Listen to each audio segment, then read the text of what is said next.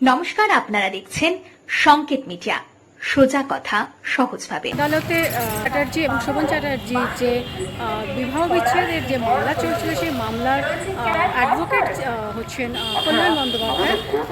তৃণমূল কংগ্রেসেরই উনি এমপি এবং তৃণমূল কংগ্রেসেরই এমএলএ রত্না চ্যাটার্জি এবং তৃণমূল কংগ্রেসেরই আরও একজন এমএলএ দুলাল দাস, রত্না চ্যাটার্জি যার মেয়ে, দুলাল দাসের মেয়ে রত্না চ্যাটার্জি। তো কল্যাণ বন্দ্যোপাধ্যায়ের তার মক্কেল শোভন চ্যাটার্জির হয়ে তিনি রত্না চ্যাটার্জি সম্পর্কে যা বলেছেন, আমরা সরাসরি এ বিষয়ে জেনে নেব রত্না চ্যাটার্জির কাছ থেকে।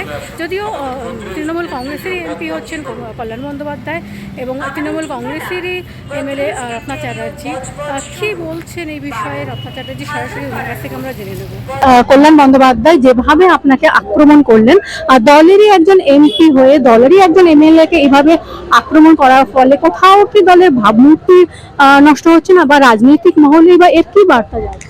দেখুন, একটা কথা বলি, আমি কল্যাণ ব্যানার্জিকে তৃণমূল কংগ্রেসের নেতা, সিনিয়র নেতা হিসাবে বিচার না করে, উনি একজন প্রফেশনাল অ্যাডভোকেট, কারোর থেকে ফিজ নিয়ে লড়াই করেছেন, তিনি টাকা নিয়েছেন, কাজ করেছেন, তার ক্লায়েন্টকে সন্তুষ্ট করার জন্য তিনি আমার নামে আজে বাজে কথা বলবেন, আমার বাবাকে গালাগালি করবেন। ওনার রুচিতে সেটা বলেছে, উনি সেটা করেছেন। এখানে আমার কি বলার থাকতে পারে? যদি সত্যি সত্যি উনি কোনো অন্যায় করে থাকেন, দলের একজন এমএলএর বিরুদ্ধে দলেরই এক এমপি দাঁড়িয়ে মানে অহেতুক বাজে কথা বলে চলে গেলেন, আমার মনে হয় যে এই প্রশ্নটা আপনি আমায় না করে যদি দলের অন্য সিনিয়র লিডারদের করেন, যে আপনারই দলের এমপি একজন এমএলএ কে যা তা বলে চলে গেলেন, তো আপনারা সেই ব্যাপারে কি বলেন? আমার মনে হয় সিনিয়র নেতৃত্ব এটা ভালো উত্তর দিতে পারবে। বিধানসভা নির্বাচনের আর বেশি দূর নেই, 2025-এ, সেই তার আগে প্রাক মুহূর্তে এরকম একটা পরিস্থিতি তৈরি হচ্ছে। দেখুন, আমি বলি যে উনি প্রফেশনাল অ্যাডভোকেট, পয়সা নিয়েছেন, কাজ করেছেন, তো ওনার মানে মাথায় কাজই করেনি যে আমি যেটা করছি, যে একজন এমপি হিসাবে একজন এমএলএ এর বিরুদ্ধে করছি।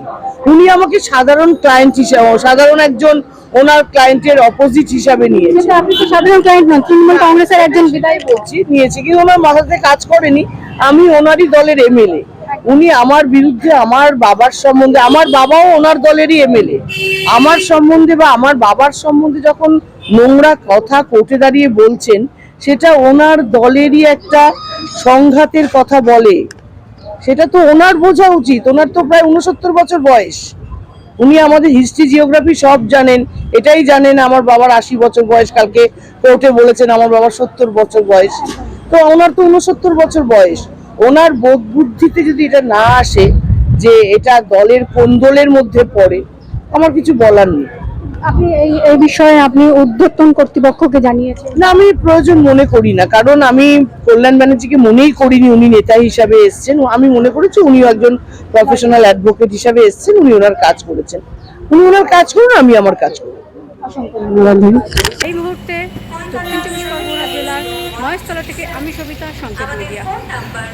Subscribe our channel. Press the bell icon.